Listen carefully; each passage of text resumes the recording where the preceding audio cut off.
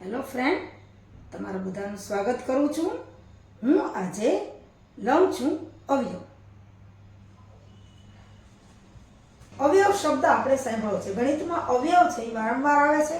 અવયવ કોને કહેવાય એની સ્પષ્ટ સમજ આપણને હોવી જોઈએ, તો જ આપણે અવયવ ઉપરથી દાખલાઓ કરી શકીએ અને દાખલામાં એનો ઉપયોગ કરી શકીએ.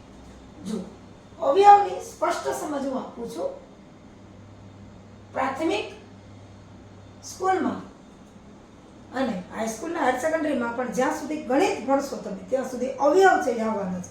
એટલે અવયવ છે એ આપણને સ્પષ્ટ હોવું જોઈએ કે અવયવ કોને કહેવાય. જુઓ, કોઈ પણ સંખ્યા આપણને આપેલી હોય તો એ સંખ્યાને, આપેલી સંખ્યાને બીજી જે સંખ્યા વડે આપણે નિશેષ ભાંગી શકીએ, નિશેષ એટલે શેષ વધે નહીં, તો નિશેષ જે સંખ્યા વડે આપણે ભાંગી શકીએ એ બધી જ સંખ્યાઓને, જે આપેલી સંખ્યા છે એના અવયવ કહેવાય. ફરીથી, આપેલી સંખ્યાને જે સંખ્યા વડે આપણે નિશેષ ભાંગી શકીએ એવી સંખ્યાઓને આપેલી સંખ્યાના અવયવ કહેવાય. એટલે એની સ્પષ્ટ જો મારે વ્યાખ્યા આપ્યો હોય તો આ રીતે આપી શકાય કે અવયવ એટલે આપેલી સંખ્યાને, આપણને જે સંખ્યા આપી છે એ આપેલી સંખ્યાને જે સંખ્યા વડે નિશેષ એટલે કે કાંઈ શેષ રહેવી જોઈએ નહીં, નિશેષ ભાગી શકાય તેવી સંખ્યાને આપેલી સંખ્યાના અવયવ કહેવાય.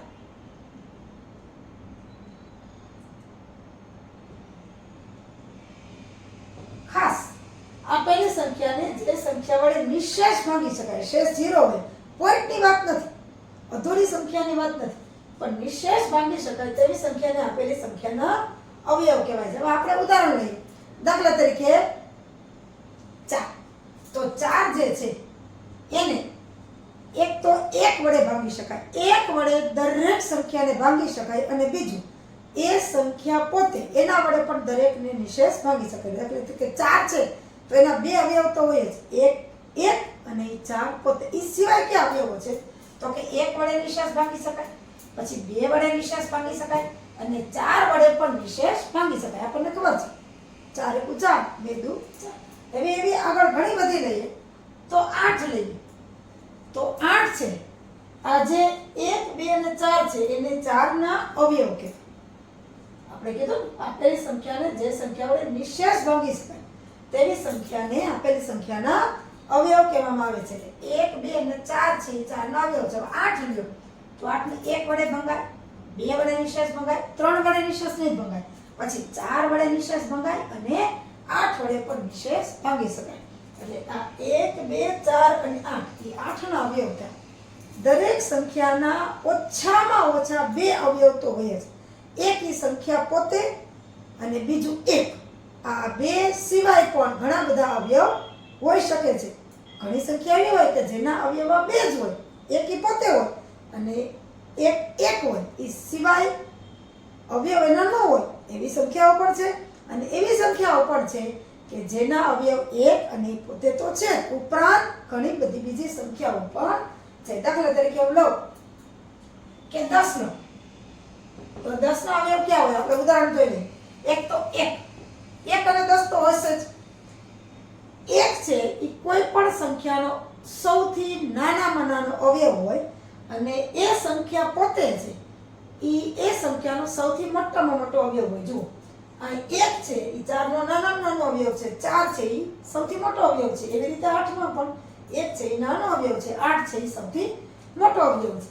10 ના અવયવ આપણે જોતા હતા. 1, 2 વડે નિશેષ ભંગાય, 2 × 5 = 10, 5 વડે પણ નિશેષ ભંગાય, અને ત્યાર પછી હવે સીધા 10. એટલે આ 10 ના 4 અવયવ થયા, 1, 2, 5 અને 10. એમાં સૌથી નાનો અવયવ 1 અને સૌથી મોટો 10. આપણે મોટી સંખ્યાઓ જોઈએ. દાખલા તરીકે 12 લઈએ.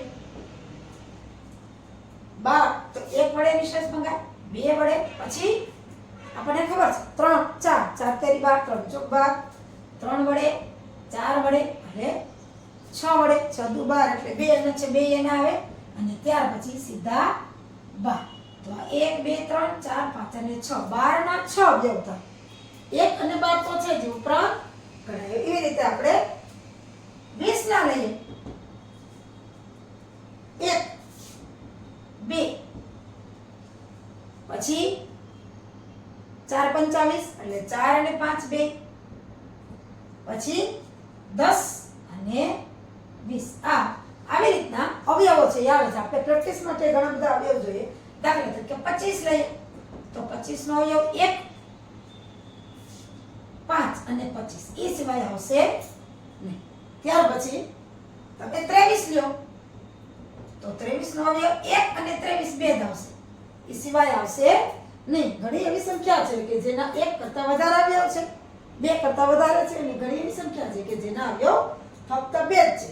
હવે આપણે લઈએ 50 તો 50 ના અવયવ ક્યાં આવશે? તો 1 અને 50 તો હોય જ. પછી 2 25 ગુણ્યા 2 ત્યાર પછી 5 5 ગુણ્યા 10 ત્યાર પછી 10 ત્યાર પછી 25 અને ત્યાર પછી 50. આવી રીતે આપણે અવયવો છે એ આગળ લઈ શકીએ છીએ. ત્યાર પછી આપણે લઈએ 45 ના ઘણા બધા અવયવ થાય. 1 15 તેરી 45 ત્યાર પછી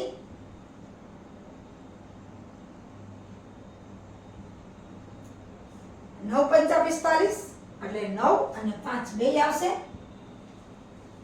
15 તેરી 45 9 પંચા 45 એટલે 15 અને 45 તો છે. એટલે ઘણા અવયવ છે એવા કે જેના 1 કરતા ઘણા બધા અવયવો હોય છે. ત્યાર પછી આપણે લઈએ 45 પછી લઈએ 57.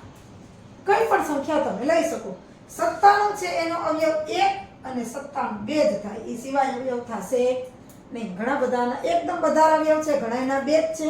ઓછામાં ઓછા બે અવયવ તો કોઈ પણ સંખ્યાના હોય જ. એ પોતે અને 1. એ સિવાય પણ ઘણા બધા અવયવો હોય છે. આપણે 72 ના અવયવ જોઈએ.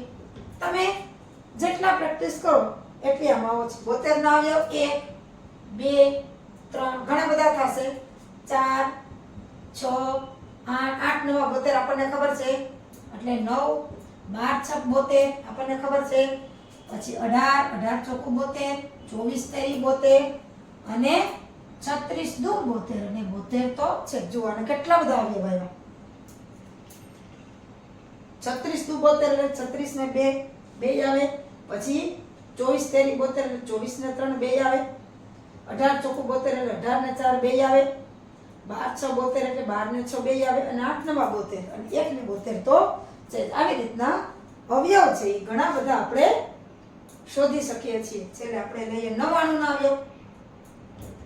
99 ના અવયવ 1 પછી 3 33 તેરી 99 એટલે 3 9 11 99 ત્યાર પછી 11 33 જો 33 તેરી 99 11 99 અને છેલ્લે 99. આવી રીતે તમે ઘણી બધી સંખ્યાઓના અવયવ શોધી શકો છો. ખાસ તો કે જે સંખ્યા વડે નિશેષ ભાગી શકાય તેવી સંખ્યાને એના અવયવ કહેવામાં આવે છે. સૌથી નાનામાં નાનો અવયવ 1 અને સૌથી મોટામાં મોટો અવયવ એ સંખ્યા પોતે.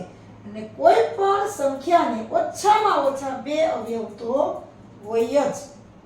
2 થી વધારે અવયવ હોઈ શકે પણ 2 થી ઓછા અવયવ હોઈ શકે નહીં. આટલી બાબત આપણને અવયવ વિશે જો સ્પષ્ટ હોય તો આપણે ગણિતમાં ક્યાંય પણ દાખલામાં અવયવનો ઉપયોગ આવે તો ક્યાંય પણ આપણાથી ભૂલ થાય નહીં.